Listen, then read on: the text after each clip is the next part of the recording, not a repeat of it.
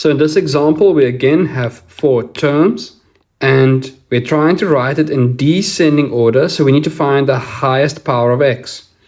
And we can see from this list, or from this expression, that the highest power of x is x to the power of 5.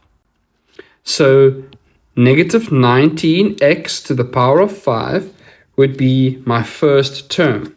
So that is negative 19x to the power of 5. Now, if you inspect the rest of the algebraic expression, you see that there is not an x to the power of 4, which would be the most natural term to be written down next. So all that you need to do, you don't say 0x to the power of 4. All that you say is you're going to look for the next term, which is x to the power of 3. So I'm not skipping x to the power of 4. I'm simply looking for the next value in terms of my descending powers. So I'm done with x to the power of 3. Our next highest exponent is 2. So our next term would be 4x squared. So that becomes plus 4x squared. And our last term is negative 21.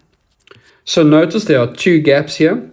We don't have an x to the power of 4 in our original expression.